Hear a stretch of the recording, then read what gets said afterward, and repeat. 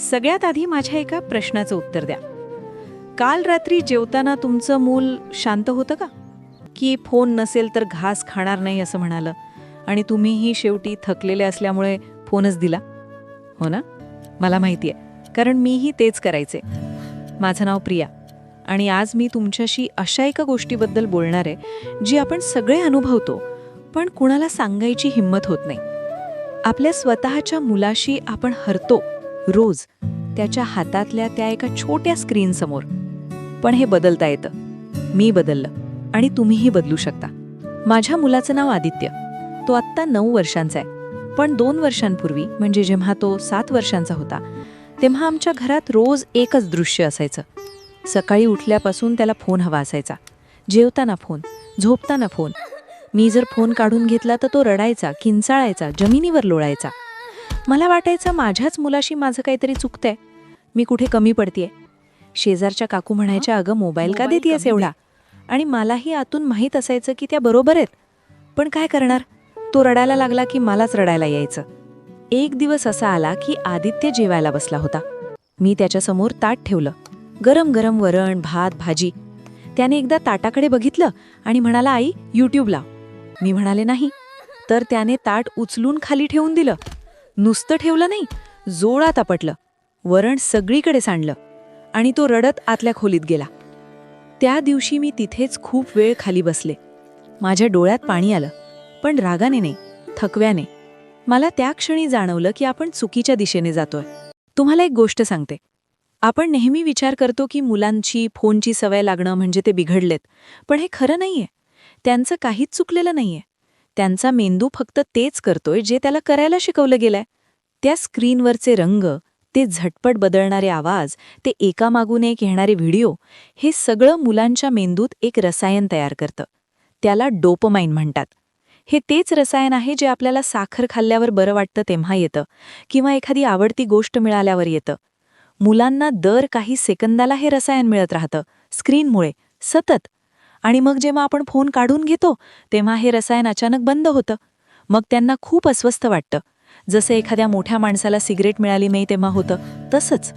फरक एवढाच की आपलं मूल 5 वर्षांचं आहे किंवा 7 वर्षांचं आहे किंवा 10 वर्षांचं आहे. त्यांना स्वतःला हे समजत नाही, पण ते अनुभवतात. म्हणूनच ते रडतात, म्हणूनच ते आदळआपट करतात. त्यांची चूक नाहीये. ते व्यसनाशी झुंजतायत आपल्या मदतीशिवाय. आता अगदी मनापासून मला एक सांगा, तुम्ही आजपर्यंत काय काय केलंत फोन सोडवायला? ओरडलात? हो. फोन लपून ठेवला? हो. टाइम टेबल बनवला? हो. 15 मिनिटं फोन आणि मग बंद. शपथ घातली? हो. 10 वेळा समजवलं? हो. आणि काय झालं? काहीच नाही. परत तेच. कारण आपण एक चूक करत राहतो. आपण फोन काढून घेतो, पण त्याच्या जागी काहीच देत नाही. ती जागा रिकामी राहते आणि रिकाम्या जागेत मुलं परत फोनकडेच जातात. त्यांना दुसरं काय माहीत आहे? हे असं समजून घ्या की समजा तुम्हाला रोज सकाळी कॉफी पिण्याची सवय आणि एक दिवस कुणी कॉफी उचलून न्यायची आणि म्हणायचं आजपासून नाही. तुम्ही काय करणार? तुम्हाला दिवसभर त्याच कॉफीचा विचार येत राहील. मुलांचंही हेच होतं. आपल्याला फोन हिसकावायचा नाहीये. आपल्याला फोनची जागा भरायची आहे, दुसऱ्या कशाने तरी, चांगल्या कशाने तरी. मी हे सगळं समजल्यानंतर एक पद्धत वापरायला सुरुवात केली. मी तिला 3B पद्धत म्हणते. कंटाळा, कृती आणि संवाद, हे 3 शब्द लक्षात ठेवा. यावर पुढचं सगळं उभं आहे. पहिला बी म्हणजे कंटाळा. हे ऐकायला विचित्र वाटेल, पण मुलांना कंटाळा येऊ द्या. आपण पालक म्हणून एक सवय लावून घेतलीये की मुलांना प्रत्येक क्षणाला काहीतरी मनोरंजन दिलंच पाहिजे. ते जरा रिकामे बसले की आपल्याला अस्वस्थ वाटायला लागतं. आपण लगेच धावतो, काहीतरी देतो, यूट्यूब लावतो, गेम देतो. पण हे चुकीचं आहे. जेव्हा मुलांना खरंच कंटाळा येतो, जेव्हा ते नुसते बसतात, कमालाच्या छताकडे बघतात, भिंतीवर बोट फिरवतात, तेव्हाच त्यांच्या आत काहीतरी घडायला सुरुवात होते. ते स्वतःच काहीतरी शोधतात, एखादा खेळ बनवतात, कागद घेतात आणि काहीतरी काढायला लागतात, किंवा समोरच्या मांजरीशी खेळायला जातात. त्यांची कल्पनाशक्ती जागी होते. आणि ही कल्पनाशक्ती मोबाईलची स्क्रीन कधीच देऊ शकत नाही. स्क्रीन फक्त बघायला देतो, कंटाळा निर्माण करायला शिकवतो. म्हणून पुढच्या वेळी जेव्हा मुलगा येऊन म्हणेल, आई मला कंटाळा आलाय, फोन दे, तेव्हा शांतपणे म्हणा, ठीक आहे, थोडा वेळ तसाच बस. आणि मग तुम्ही तुमचं काम करत राहा. ते रडतील, आदळापट करतील, पण 10 ते 15 मिनिटांनंतर स्वतःच काहीतरी शोधतील. हे मी स्वतः अनुभवलंय. आदित्यने एकदा चक्क स्वयंपाकघरातल्या डब्यांचा ड्रम सेट बनवला होता. मी आश्चर्यचकित होते. त्यांना रडू देणं म्हणजे त्यांना त्रास देणं नाहीये, त्यांना शिकायला देणंय. दुसरा बी म्हणजे कृती. मुलांचे हात व्यस्त ठेवा. त्यांच्यासमोर असे पर्याय ठेवा जे ते स्वतः करू शकतात. खूप महागडं काहीतरी आणायची गरज नाहीये, घरातच सगळं आहे. स्वयंपाकघरात जाताना त्याला सोबत न्या. कणिक मळताना त्याच्या हातात एक गोळा द्या. त्याला सांगा याचे 3 छोटे पक्षी बनव. तो बनवेल, मग आणखी बनवेल, मग त्या पक्ष्यांची घरं बनवेल, मग त्यांची कथा बनवेल. जुनी वर्तमानपत्र द्या आणि कात्री द्या. त्यांना सांगा यातले सगळे चेहरे कापून एका कागदावर चिकटव खा. ते अर्धा तास गप्प बसतात. रंग आणि एक पांढरा कागद, बस, आणखी काही नको. कपड्यांच्या घड्या घालायला शिकवा. मला माहितीये ते नीट नाही होणार सुरुवातीला, पण ते करायला शिकतील आणि त्यांना एक वेगळाच आनंद मिळेल की मी काहीतरी उपयोगाचं केलं. जेव्हा हात व्यस्त असतात तेव्हा मेंदू फोन विसरतो. हे अगदी साधं सत्य आहे, पण आपण ते विसरतो. माझ्या मुलाला मातीची खेळणी करायला आवडतात. त्यासाठी मी दुकानातून फक्त 50 रुपयांची माती आणली होती. त्याने त्यातून 3 तास खेळ केला. हो, 3 तास. कोणताही फोन नाही, कोणताही यूट्यूब नाही. आता तिसरा बी म्हणजे संवाद. हा सगळ्यात महत्त्वाचा आहे आणि हा सगळ्यात कठीण पण आहे. मुलांना आपली वेळ हवी असते, खरी वेळ. आपण शरीराने समोर आहोत पण डोळे फोनमध्ये आहेत अशी नाही. खरी वेळ म्हणजे आपण फोन बाजूला ठेवलाय, आपण त्यांच्याकडे बघतोय आणि त्यांचं ऐकतोय. दिवसातले फक्त 20 मिनिटं, फक्त 20. त्या 20 मिनिटांमध्ये फोन दुसऱ्या खोलीत ठेवा. त्यांच्यासोबत बसा. त्यांना विचारा, आज शाळेत काय झालं, कोणाशी भांडण झालं का, की कोणाशी मैत्री झाली, टिफिनमध्ये काय होतं, मधल्या सुट्टीत काय केलं. आणि मग फक्त ऐका. लगेच सल्ला देऊ नका, लगेच चूक सांगू नका, फक्त ऐका. मुलांना जेव्हा वाटतं की आपलं ऐकलं जातंय तेव्हा ते मोकळे होतात. आणि जेव्हा ते मोकळे होतात तेव्हा त्यांना त्या स्क्रीनची तितकी गरज उरत नाही. कारण ते स्क्रीनकडे का जातात माहितीये?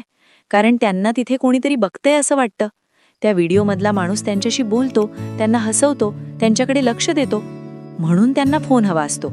आणि हे आपण दिलं तर त्यांना स्क्रीनकडे कशाला जायचंय? एकदा आदित्य मला म्हणाला होता, आई, तू पण माझ्याशी यूट्यूबवाल्या दादासारखी गोष्टी सांग ना. त्या दिवशी मला जाणवलं की तो त्या स्क्रीनमध्ये काय शोधतोय आणि मी त्याला ते देऊ शकते, माझ्या आवाजात, माझ्या कुशीत. आता मला एक महत्त्वाची गोष्ट सांगायची आहे, जी कदाचित ऐकायला तुम्हाला थोडी कठीण वाटेल. मुलांचा फोन बंद करण्याआधी आपला फोन बंद करायला शिकायला हवं. आपण मुलांना सांगतो फोन बघू नको आणि त्याच वेळी आपण स्वयंपाकघरात उभे राहून इंस्टाग्रामचे रील्स बघत असतो. ते बघतात, ते सगळं बघतात. मुलं आपलं ऐकत नाहीत, ते आपलं अनुसरण करतात. मी एकदा आदित्याला सांगत होते की फोन बाजूला ठेव, जेवण कर. आणि तेवढ्यात माझा फोन वाजला आणि मी तो उचलला. तो माझ्याकडे बघत राहिला, काही बोलला नाही. पण त्याच्या नजरेत मला माझं उत्तर मिळालं. त्या दिवशी मी फोन खाली ठेवला आणि आम्ही दोघं मिळून जेवलो, गप्पा केल्या, हसलो. तो दिवस मला अजून आठवतो. जर तुम्हाला वाटत असेल की मुलांनी फोन कमी बघावं, तर आधी तुम्हाला स्वतःला तो कमी बघायला लागेल. हे कठीण आहे, पण हे खरंय. आणि यात स्वतःला दोष द्यायचा नाहीये, फक्त हळूहळू बदलायचंय. आता मी तुम्हाला शनिवारचा नियम सांगते. हा नियम मी सुरू केला तेव्हा मला वाटलं हे जमणार नाही, पण आता हा आमच्या घरातला सगळ्यात आवडता नियम आहे. शनिवारी रात्री 7 वाजल्यानंतर घरात कुणाचाही मोबाईल चालू राहणार नाही. माझाही नाही, यशवंतांचाही नाही, टीव्हीही नाही. त्यावेळी आम्ही मिळून काहीतरी करतो. कधी पत्ते खेळतो, कधी कॅरम, कधी गच्चीवर जाऊन आकाशातले तारे बघतो, कधी नुसते बसून गप्पा मारतो. आदित्य त्याच्या शाळेतल्या गोष्टी सांगतो, आम्ही आमच्या लहानपणीच्या गोष्टी सांगतो. मध्येच कुणीतरी काहीतरी विनोद करता आणि सगळे हसतो. पहिला शनिवार खूप अवघड गेला. आदित्याने खूप तक्रार केली, पण आम्ही ठाम राहिलो. दुसऱ्या शनिवारी थोडं कमी. तिसऱ्या शनिवारी तो स्वतः आला आणि म्हणाला, आई, आज कॅरम खेळूया का? त्या एका वाक्यासाठी मी 2 शनिवार सहन केले होते आणि ते फायद्याचं होतं. आता तो शनिवारची वाट बघतो, म्हणजे फोनची नाही, आमच्याशी खेळण्याची. हे तुमच्या घरातही होऊ शकतं.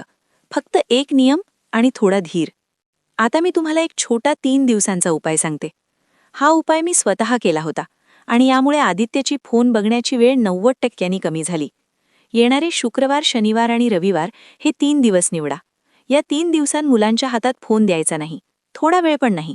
आधीच त्यांना सांगा, रागाने नाही, शांतपणे म्हणा, आपण या 3 दिवसांत फोन बघणार नाही, आपण इतर गोष्टी करू. आणि मग त्यांच्यासाठी काहीतरी तयार करून ठेवा, माती, कागद, रंग, जुनी कपडे, काहीही. पहिला दिवस शुक्रवार घर डोक्यावर घेतलं जाईल. ते रडतील, किंचाळतील, भूक नाही म्हणतील, डोकेदुखी आहे म्हणतील. तुम्ही शांत रहा. त्यांच्याशी बोला. 3B पद्धत वापरा. कंटाळा येऊ द्या. हाताने काहीतरी करायला द्या. वेळ द्या. दुसरा दिवस शनिवार थोडं कमी होईल. ते अजून तक्रार करतील, पण कमी. आणि मध्येच ते स्वतःच काहीतरी करायला लागतील. त्या क्षणाकडे लक्ष द्या. त्यांना त्यात गुंतवा. तिसरा दिवस रविवार, तुम्हाला स्वतःला आश्चर्य वाटेल. ते फोनशिवाय खेळत असतील, बोलत असतील, काहीतरी बनवत असतील. हे असं का होतं? कारण सवय मोडायला 3 दिवसांचा खंड लागतो. मेंदूला वेगळ्या मार्गाने जायला शिकायला 3 दिवस पुरतात, हे शास्त्र सांगतं. तुम्ही फक्त 3 दिवस ठाम राहायचंय, बस. आता एक प्रसंग सांगते. हे तुमच्या घरातही होत असेल. समजा संध्याकाळी 6 वाजलेत. मुलगा आला आणि म्हणाला, आई मला फक्त 5 मिनिटं गेम खेळायचाय. सहसा तुम्ही काय करता? तुम्ही म्हणता नाही किंवा ओरडतात. दिवसभर फोनवरच असतोस, डोळे खराब होतात. तो रडायला लागतो. मग तुम्ही 5 मिनिटं देता. ती 5 मिनिटं 1 तास होतात. आता हेच वेगळ्या प्रकारे करून बघा. तो येतो आणि म्हणतो, आई गेम खेळायचाय. तुम्ही म्हणा, अरे वा, कोणता गेम? तो सांगेल. मग म्हणा, ठीक आहे, पण आधी माझी एक मदत कर. त्याला कुठलं पण एक काम द्या आणि सांगा, थोड्या वेळात आपण मिळून तो नवीन पझल सोडवूया. किंवा म्हणा, आधी मला एक गोष्ट सांग, आज शाळेत काय झालं, मग बघू. तुम्ही त्याला नाही म्हणाला नाहीत, तुम्ही त्याचं लक्ष दुसरीकडे नेलत आणि त्याला एक पर्याय दिला. सुरुवातीला तो हे मानणार नाही, पण हळूहळू त्यालाही सवय होईल आणि एक दिवस तो स्वतःच ते काम करायला येईल, फोन मागायला नाही. ही जादू नाही, हा संयम आहे आणि सराव. एक गोष्ट सांगायची राहिली आणि ही फार महत्त्वाची आहे. स्वतःला दोष देणं बंद करा. आपण सगळ्यांनी कधी ना कधी मुलांना शांत ठेवायला फोन दिला आहे. आपण थकलेलो होतो, आपल्याला काम होतं, कुणाचा फोन होता, आपण एकट्याने सगळं सांभाळत होतो. त्यावेळी आपल्याला फोन हा सोपा मार्ग वाटला. यात आपलं काही चुकलं नाही, आपण माणसं आहोत. पण आता आपल्याला माहीत आहे की पुढे काय करायचं. म्हणून आता त्याच दिशेने जायचं, रोज थोडं थोडं. एका दिवसात सगळं बदलणार नाही आणि ते ठीकही आहे. आदित्य आजही कधीकधी फोन मागतो आणि कधीकधी मी देते, पण आता तो अर्धा तास बघून स्वतः ठेवतो. कारण आता त्याला माहीत आहे की त्याच्याकडे इतरही पर्याय आहेत आणि ते पर्याय त्याला आनंद देतात. हे जमायला आम्हाला 6 महिने लागले, पण जमलं. थोडक्यात सांगायचं तर मुलांचं फोनचं व्यसन सोडवणं म्हणजे त्यांच्याशी युद्ध नाही, ते त्यांच्या सोबत असणं आहे. त्यांना वेळ देणं आहे, त्यांचे हात व्यस्त ठेवणं आहे, त्यांना कंटाळा सहन करायला शिकवणं आहे आणि आपण स्वतः त्यांचं उदाहरण बनणं आहे. फोन हिसकावायचा नाही, प्रेमाने पर्याय द्यायचा. तुम्ही हा व्हिडिओ बघितल्यानंतर आज घरी गेल्यावर एकच गोष्ट करा.